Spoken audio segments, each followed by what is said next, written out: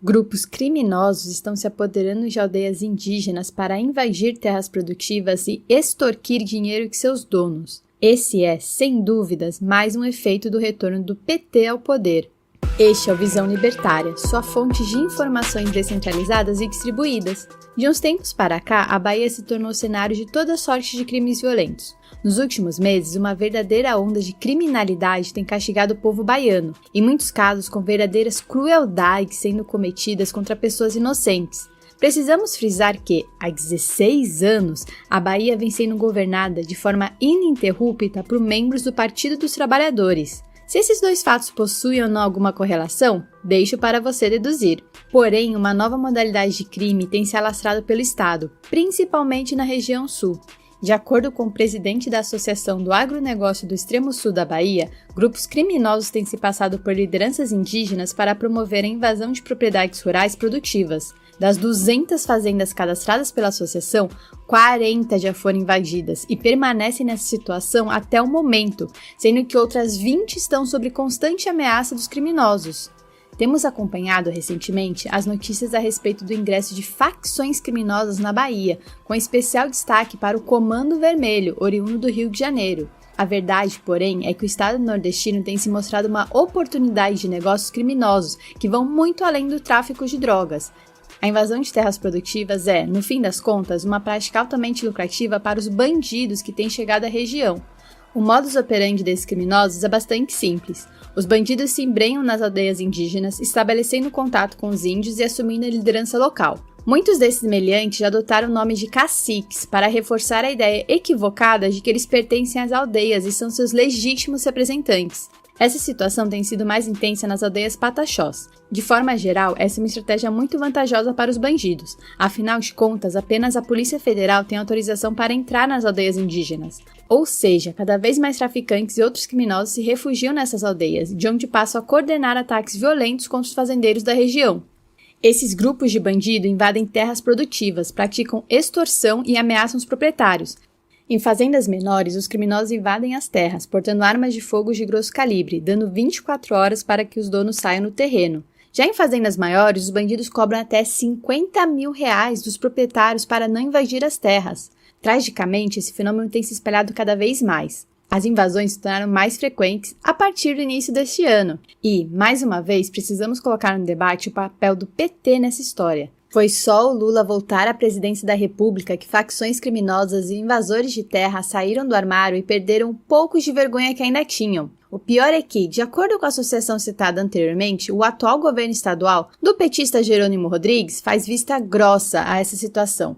Nas palavras do seu presidente, o governador ordenou a polícia para não fazer nada. A polícia vai até o local, toma pé da situação, mas não prende ninguém. Ou seja, temos, na Bahia, uma verdadeira indústria das invasões. As aldeias pataxós do sul do estado atualmente já possuem uma área demarcada de 11 mil hectares. Porém, tendo à sua frente caciques com origens indígenas mais do que duvidosas, essas aldeias agora reivindicam uma área que pode chegar a inacreditáveis 52 mil hectares. Nesse intento, os índios que se aliam aos bandidos invadem terras, ateiam fogo em propriedades e roubam a madeira extraída pelos produtores locais. É certo que a tendência socialista do atual governo abre margem para que grupos criminosos se sintam mais à vontade para praticar seus atos de banditismo.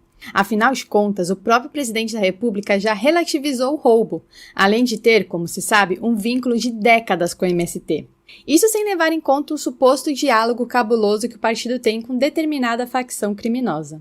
Porém, o que realmente lançou o Brasil nesse atual caos de invasões de propriedades privadas foi a questão do marco temporal, ou melhor, a sua revogação feita pelo Supremo Tribunal Federal este ano. O que os Supremos Ministros fizeram, na prática, foi tornar possível a reivindicação de terras indígenas por qualquer grupo que se classifique dessa forma, ainda que sua aldeia tenha sido construída há pouco tempo atrás. Por conta da perspectiva da derrubada do marco temporal, criou-se todo um movimento para que determinadas tribos pudessem requisitar, junto ao Estado, a posse de outros territórios que já tinham dono. É certo que o problema da alocação de tribos indígenas com seus costumes e cultura forma um debate pertinente. Existem dois extremos completamente equivocados nessa história. Um acredita que não deveriam existir terras destinadas aos índios. O outro acredita que o Brasil inteiro pertence aos indígenas. Obviamente, do ponto de vista libertário, a coisa é um pouco mais complexa do que isso. Porém, se você quiser uma explicação mais aprofundada sobre essa questão, recomendamos o vídeo do canal Ancapsu Classic, Quais terras são dos índios? Link na descrição. Contudo, dados realistas sobre esse tema precisam ser levantados. Atualmente, os indígenas constituem menos de 1% da população brasileira. Porém, seus territórios demarcados representam quase 14% da área total do Brasil.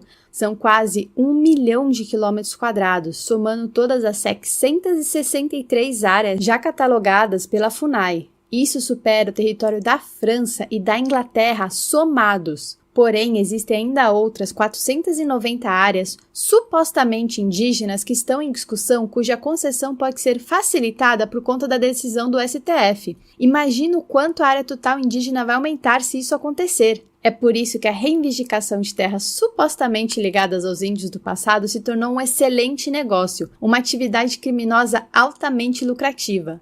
Temos visto com cada vez mais frequência indivíduos apelidados pela internet de índios de Taubaté, participando e liderando protestos em favor da demarcação de suas terras históricas. Bem, qualquer um percebe que, na maior parte dos casos, não existe qualquer vínculo histórico com o que quer que seja. Mas, aqui no Brasil, as sucessivas e desastrosas decisões judiciais sobre o tema abriram caminho para que essa atividade se tornasse extremamente vantajosa. Contudo, o grande problema por trás dessa história não são as decisões pontuais do STF.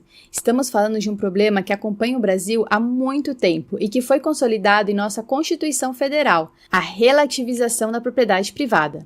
Em 1941, Getúlio Vargas emitiu um decreto-lei regulamentando a desapropriação de bens por conta de seu interesse público. Por essa lei, que permanece em vigor até hoje, se o Estado decidir que sua terra, sua casa ou qualquer outra coisa vale mais para ele do que para você, já era, perdeu o mané, você será desapropriado. Daí em diante foi só ladeira abaixo, e a própria Constituição de 1988 deixa bem clara a forma como o Estado relativiza a propriedade privada. O artigo 5º da Carta Magna supostamente trata dos direitos dos cidadãos. Em seu inciso 22, afirma que é garantido o direito de propriedade.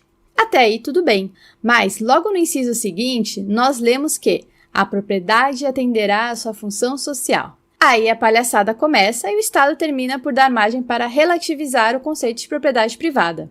A verdade, contudo, é que a propriedade não precisa ter uma função social. Ela é, em si, a mais importante das funções sociais. E é justamente por isso que a ética libertária toma a propriedade privada como seu princípio mais fundamental. Decidir o que é propriedade torna-se algo relativamente simples ao pensarmos dessa forma. Propriedade é tudo aquilo que é delimitado, utilizado e protegido por seu legítimo dono. Havendo essas condições, não há discussão. Aquele bem pertence àquele indivíduo e ninguém poderá pleitar sua tomada, sem que isso configure um crime.